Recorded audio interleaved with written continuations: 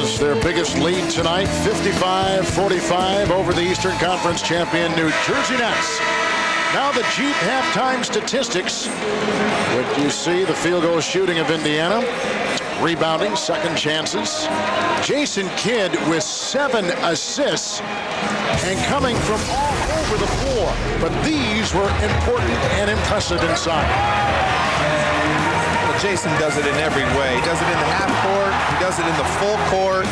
He does it when things break down off of offensive rebounds, and that's why they love to run with him. But look where they've come from when you take a look at the passes of Kidd, where they ended up. Yeah, how do you do a scouting report on this, Coach? You give an assist every spot on the court, and then look where he was every time that he gives it. I mean, what's your scouting report? Goes left, goes right, goes all over the court. He's the road runner. Well, and you have to jump on him because you have to put a lot of pressure on him. Isaiah made the motion when we were talking to him. The thing that I'm worried about, he said, is this guy running up and down the court like that. Well, you got to be just as concerned about this guy doing that, too, because he's such a great passer. You guys concerned about the emotion of Indiana and what they have tried to convey, what they want to convey, and how they're conveying it? I'm a little concerned for him, but I think that they're going to mature as a team and get through it. And like I said, I'd much rather have the problems they have of playing with too much emotion, too much intensity, and curbing it as they mature. Jefferson, who is a starter this year for the first time off the bench last year when he raised eyebrows around the NBA and part of the great draft of last year by President Rod Thorne. Here's Miller against Collins and O'Neal against Martin. One of the matchups we talked about, highlighted tonight. Kidd with the rebound. Another one for Kidd. He's got 5. Still slow Indiana transition defense, and that's there. And Jason Kidd will, before the night's over, make them pay for that. They got to have better spacing in their transition. That was kind of thread the needle to Kittles, but if they can get some shooters out on the court. But right now, Kittles is the only shooter with Jason Kidd, and Collins doesn't run very well, and the other two guys run shallow lanes, so there's no spacing in their break. Tinsley just picked up his first foul, and Indiana steal, and they save it with Miller propelling himself out of bounds. And that again was initiated by Artest, blocking Kevin the pass. There is Artest. He's from New York City. And he's going to attack you. He's going to attack. And Brad Miller has almost been can't miss tonight. Miller with that miss goes to 8 of 12 from the field. It's Kidd. He's got 5 points and leans inside. Jason Kidd, 7 points, 5 rebounds, 7 assists. And you can see Jason, he feels a little bit of urgency right now. Down 15 through the third quarter. A lot of times he likes to wait, but now he can't wait. He's got to start being a little bit more assertive on offense in the half court and in transition. Artest threw it away because Miller had turned 2-on-1. It's Kidd. Reggie Miller can't get it from outside, and here comes the streaking Jason Kidd to Jason Collins. Here's the area. You're watching exclusive coverage of the NBA on this Thursday night on TNT. New Jersey coming back from 15 down to lead by 1. Moments ago, Byron Scott in his huddle. Rebound the ball. Keep rebounding the ball, RJ. Keep rebounding the ball. Everybody back in there, rebound the ball. All 5 guys. Like I said, we can still run. Just keep rebounding the ball. Can't emphasize that enough. Right now, New Jersey is -3 in rebounding. Jason Kidd has had another spectacular game in so many ways, rescuing the team again in the third quarter. Yeah, I just wonder when he's going to get a little bit of a rest, maybe just at the timeouts. But, why do they want to rebound? Because they want to run, and they want to run. And I think Byron wants him to rebound, Coach. Yeah, he definitely wants him to rebound. And I tell you what, you said when is he going to get a rest? Jason's the kind of guy that gives a rest signal, and you look the other way. Huh? Here's New Jersey beginning the fourth quarter with the basket by Aaron Williams. Out there with Rodney Rogers, Jefferson, Kidd, and Lucius Harris, and Tinsley out there with Jermaine O'Neal, Crozier, Jonathan Bender, and Al Harrington. And just a defensive sieve right there by O'Neal. He does not want to pick up his 5th foul, so he just gave the easy basket. No help in protecting him with his 4 fouls. It's a drive by Harrington, gets his own miss, then rejected by Aaron Williams. Here comes Jason Kidd. He's such a one-man fast break. Really, when the ball goes up on the board, somebody's rebounding.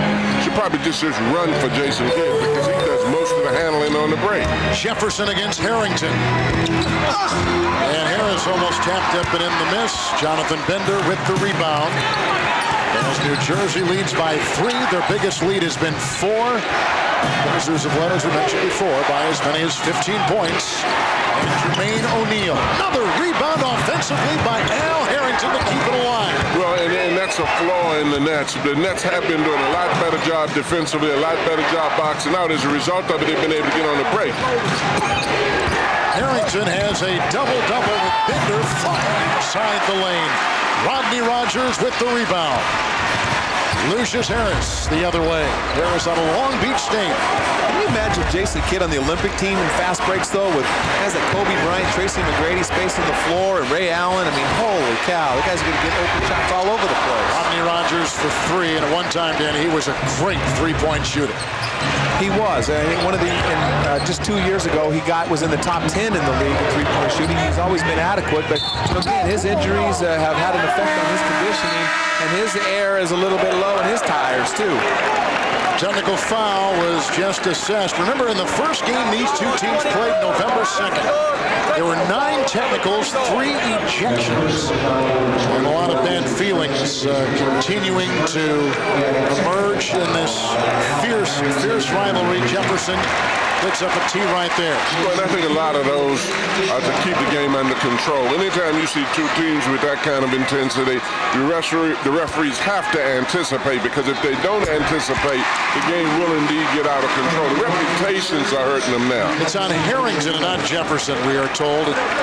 Initially, it looked like Benny Adams pointed right to Jefferson, but of course, the foul was on Jefferson, but not the tee. The tee was on Al Harrington. A lot of those are to keep things in control. Their reputation has gone before them. Both of these teams played very physical against each other. Both of the intensity is up high. Indiana has missed their last 7 shots from the field. That one goes curling out of bounds. Juan Artest watching. I just think Indiana has to be very careful in terms of this defense in transition. They run back, but they don't pick up, and really give up a lot of easy baskets right now, particularly when Artest is not in the game. There's Rogers to Kidd, picked up by Crozier. Nice steal by Tinsley. Tinsley, one of the great thieves in the NBA, number 8 in steals. Jermaine O'Neal goes into a collision with Rodney Rogers, and a foul called on Rogers.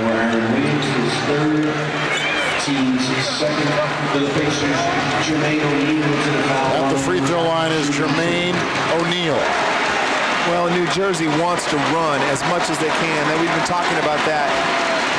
And Isaiah Thomas is very concerned about it. But look at the percentages early on the clock. That means those are 16 opportunities in the fast break or early offense. And the percentage goes down the longer they are in the clock, the more they're forced to play half-court basketball. And that's why the emphasis on the rebounding. Well, they have to. That negates a lot of the physicalness, as you indicated, of Indiana by getting out and running. You cannot push what you can't catch. So they've got to be fast, got to rebound, got to defend, got to get out quickly. O'Neal, free throw shooter. He leads the Eastern Conference in double-doubles with 29 tonight. 16 points and 8 rebounds as Jason Kidd hits the jump shot. Again, O'Neal, 16 points, 8 rebounds. Kidd has 16 points and 9 rebounds. So, and that's where Isaiah wanted to attack him inside. He wanted to post everybody he had. And this is exactly the way Scott wanted to attack them. Don't start. Chew on that for a little bit. At least there was a little hesitation there. I don't think it really matters. But in the same token, I still think Shaquille O'Neal is the guy that you hate to see coming. Yeah, I think people kind of hate to see Kobe coming now too, though. Here comes Indiana. They are shooting 39%. Here comes Captain Kidd. Swashbuckling his way down the lane.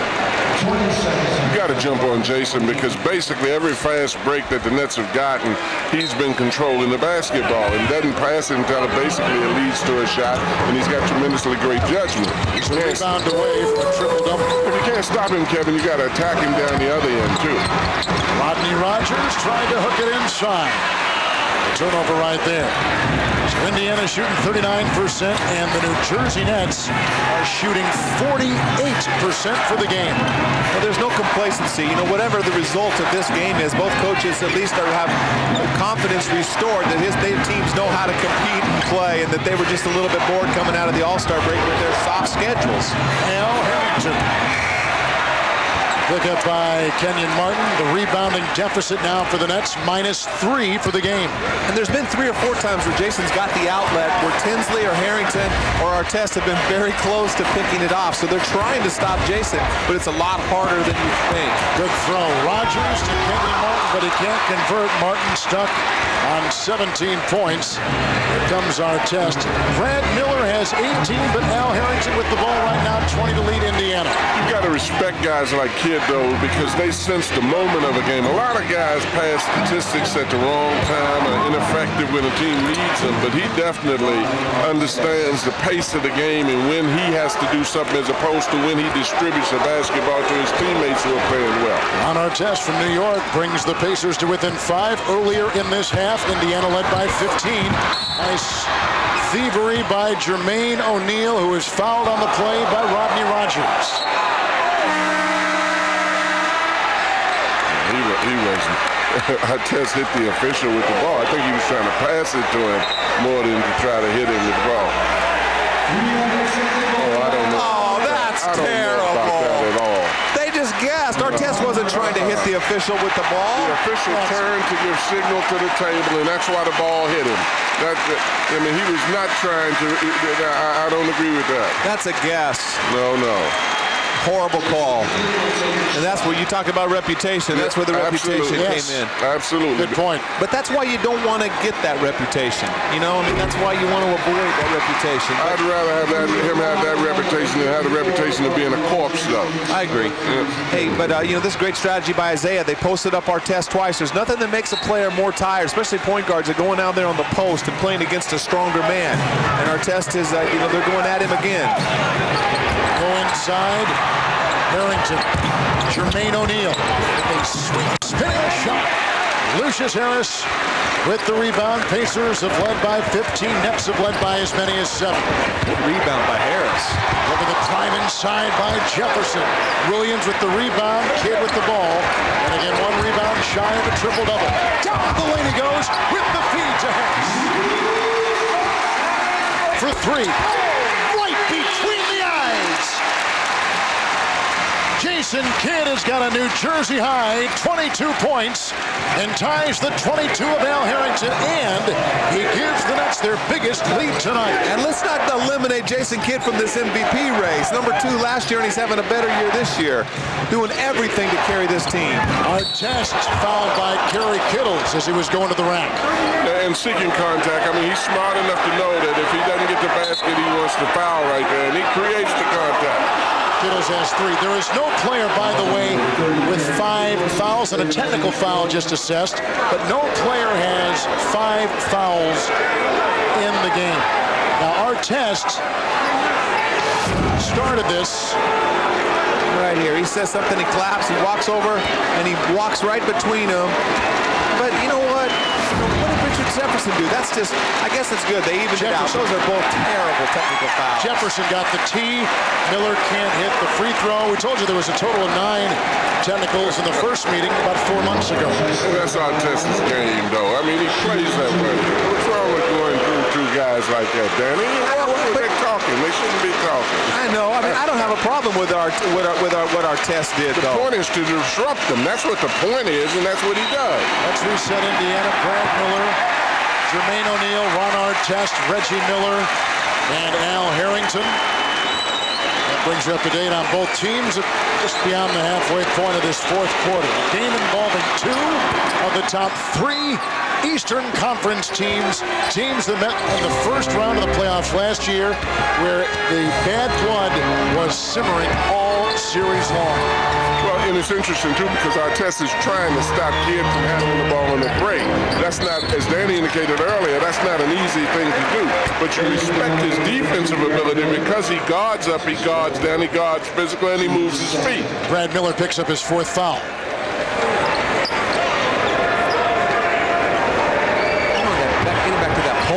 Why isn't Dirk Nowitzki's name up there? Another 7-footer, versatile player, 7-footers there's ever been in this league. No defense. It has had influence on winning. Absolutely. He definitely has had influence on winning. Kidd. And congratulations to Mike Bibby for making the Olympic team. That's awesome. One of my favorites in the league. I tell you, Jason Kidd does not have any trouble sleeping when he goes home. None. This guy plays so hard at both ends and so consistently so. Indiana has shot 25% from the floor in the second half. It's Artest driving inside. The foul on Kidd is first line of New Jersey defense. This guy, I love him. I love him. That's our cameraman, Buzz Schwing down there, who's taking the brunt of Artest. I love him too, and this is good strategy. I still like this. This is wearing Jason out, going down there, going straight to the basket. He gets hit. They strip the ball, but look at this right here. Boom! Makes the cameraman pay a price. Everybody pays the price. Well, if you aren't shooting a game on the baseline, this is what you listen to and feel every game. Oh my God. Just hope he doesn't come over here. We'll throw Danny in front of him, John. Absolutely. I got him. I got him. We'll throw Danny in front of the train. Ooh, screened by Martin on Artest. Artest can play football, couldn't he, with that kind of mentality? Oh, yeah, he could be like Lawrence Taylor. Jason Kidd weaving through traffic and again willing his New Jersey team with his 24 points and his double-double and his near triple-double tonight. It's just a pleasure to watch Jason Kidd play basketball. It's just an absolute pleasure. He's what every coach talks about in terms of how you should play the game. Reggie Miller for three. Sweetness. And see, you know what? All this garbage about toughness, those two guys right there epitomize toughness to me. Jason Kidd, what he's doing, and Reggie Miller. That is what toughness is to me. Making big shots at big times consistently. It's into Martin from Jason Kidd. Or big passes. Or big steals or stops, whatever. But they're big-time players. I don't care how much weight a guy can lift and how technical fouls and flagrant fouls. I care about what he can produce. Here's Artest colliding with Collins and Kidd. And it's Kidd again who picks up his second foul. Right here, Artest is doing a good job, but Jason just takes it to the hole. I don't know why Artest is out there dogging him. You don't want to allow Jason to penetrate in the half court. Back off and make him shoot. And right there, that guy's been making teams pay for a long time with 22,000 plus points. And again, Reggie's one of those guys that picks the right time. You know, a lot of guys can play when the score is not affecting the outcome of the game as much, but these guys step up in big times and big moments. Jefferson the rebound. But you show me some toughness by knocking those free throws down. But there's some toughness. That's some real toughness. I love him. I love him. I just hope he doesn't get thrown out. That's going to be gone. He's got 10. Artest was 7 in the quarter. And a foul on Jefferson. I think he missed it. I think it's on Artest. He whistled the wrong way. Oh, no. No. There's a charge, and it's on Richard Jefferson, who is in shock. He's got 5. He is in foul trouble more than any other player on the floor. Wow, what a hit by Artest.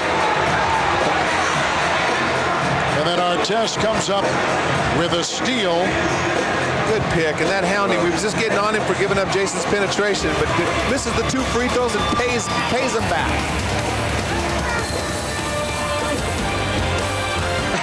And we're entering that time of the game where he can take over.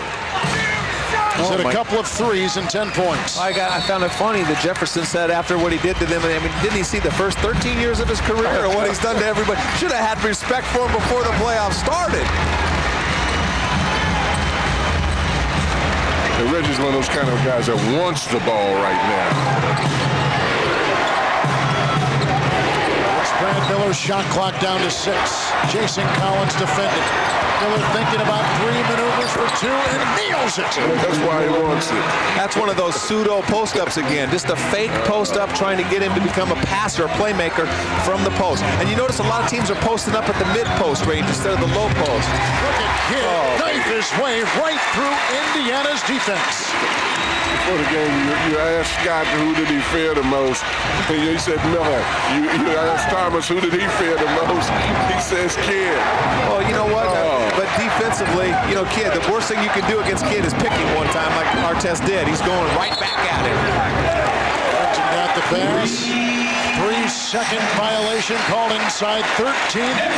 Indiana turnover. This is a scary feeling right there. When Reggie's got the ball, you have to run at him. Make him take a dribble. You only give up the 2. No problem with that defense. 14 turnovers for the Nets. 13 for the Pacers. That is in. And a foul. What a play by Jason Kidd. 28 points. Artest should have never stolen the ball from him, Coach. I'm telling you. Woke him up. Artest has 5 fouls. Kidd will be at the free throw line. This is an MVP-type performance from Jason Kidd. And this is the dilemma that Isaiah has. He's going out there with the bigger lineup, the better offensive lineup, because they double-team the low post when Tinsley's in the game, daring him to shoot the ball. And it's so difficult, regardless of who you put on Jason, because there's so many ways in which he hurts you. On the pass, he hurts you on the layup, and he's now shooting his outside shots better this season. Indiana shooting 42% from the field, and the New Jersey Nets shooting 51%. Artest from 3 knocks it down. The 5th three-point hit tonight by Indiana, and it's a 5-point game. Now that's some more toughness. Kidd. Jefferson rejected by Brad Miller. And that's what they haven't been doing. They closed the middle up, defensively came over, Miller made a great block. But you see how Jefferson's the small forward. He's not spacing the floor. Everything's coming to the basket. If Jason has wings out there, he's going to find those guys for wide open shots. Kidd has scored New Jersey's last 11 points. And that is off of Collins, ricocheting out of bounds, 1:30 to play. And Indiana will call timeout, down by 5. If this is any indication of what we can expect in the playoffs, this has a playoff intensity to it tonight. Nets. Well, in both of them, as we indicated in the beginning of the show, that these are the key guys. And then obviously, these guys want the ball, and they make plays or score themselves. It's Reggie Miller with an O'Neal screen. And the feed to O'Neal. Rebound by Kittles. Kidd fumbles it, and he loses it out of bounds. It is Indiana's ball. They change it. It's New Jersey's possession. Well, he was calling white ball the whole time, but what happened is Jason Kidd might have hit it out, but Brad Miller touches it. Jason Kidd never got another hand on it, and because there was a collision, Danny Crawford made the right call, in my opinion, giving the ball to New Jersey. You have to respect these guys and how hard they're playing, though. There's certain flaws certainly have been in the game, but the level of intensity, the level of playing hard has definitely been something pleasant to see. Kittles, Kenyon Martin. Down to 60 seconds left in the game. It's Kidd with an alley-oop pass, which is too strong for Jefferson. Chased and retrieved by Kidd. 24-second shot clock violation. 24-second shot. Good hustle right there, but good way to keep that ball alive in New Jersey. Just couldn't run it down. Oh, buddy. It's no place for the meek. We've been talking how aggressive it is. No meek people should be out here tonight. Another beauty coming your way exclusively tonight on TNT. Seeing a great performance by a couple of spectacular players, but Jason Kidd tonight has lived up to his MVP candidate billing. He has been dazzling in so many ways and close to a triple-double again.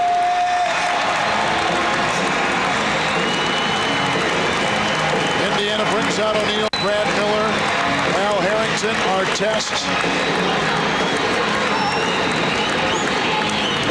And the Nets have Jason Collins, Jefferson, Martin, Kittles, and Kidd. Reggie Miller is in the corner, not there as well, with Artest inbounding to O'Neal. No fouls to give either way. Oh, I mean, see, this is just, I don't get that. Reggie Miller does, again, he's going to the free throw line. You're in the penalty. You can't even guard the guy. Kerry Kittles was being guarded by, watch this, Reggie Miller's holding on to Kerry Kittles' shirt, and Kerry Kittles gets called for a foul. That's one of the greatest tricks in the world. That these officials fall for. That's why Reggie is Reggie. But you can't even guard the guy. I've been where Kerry Kittles was right there. That is so frustrating. All you got to do is go guard Reggie Miller one time and you never fall for it. but I think it shows. Go ahead, let him know. Go ahead, take the mic off and tell him. That's awful. That is an awful call. But it's a great spot. Exactly. I agree. I give him credit. Kidd picked up by Artest. Jefferson for two. Rebound by Artest. Down by three. Here comes Indiana. And all eyes are thinking and watching and probing Reggie Miller. Brad Miller goes inside to Jermaine O'Neal. Rebound by Kittles. And 17 seconds to play with the foul called on Ron Artest. Was Indiana patient enough with that possession? Yeah, and that was a good possession. They had a mismatch. They had Kerry Kittles guarding Jermaine O'Neal, but Jermaine O'Neal has got to make those shots. The opportunity was there, as you see. Right here, Kerry Kittles just can't guard him. They read the mismatch on the switch. He's got him. Jefferson, I'm sorry, comes over there. A point-blank shot. That's the one that he missed last year in the playoffs. He's got to make those shots.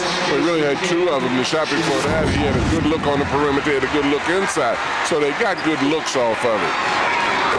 Kidd now 8 of 9 on the free throw line. Indiana's downfall was in transition defense, though. That's what led to this happening the way it has happened, because Jason just pushed the ball. Indiana didn't get back, and they didn't pick up. Breeze.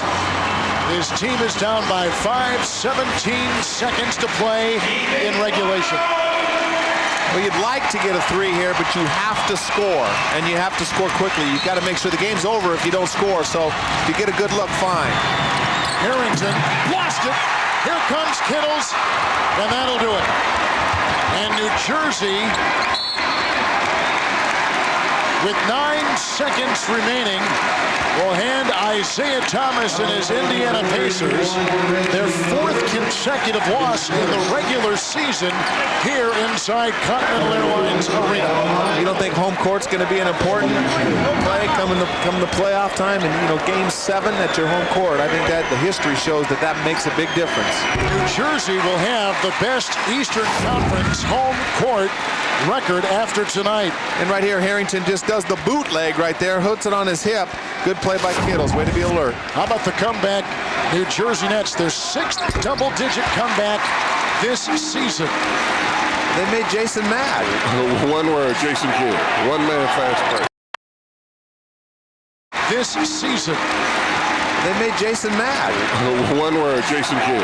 One man fast break. That's it. It's over. And New Jersey will go to 37-18. Indiana will drop at 37-18. You can see these two teams are headed for a collision course in the postseason.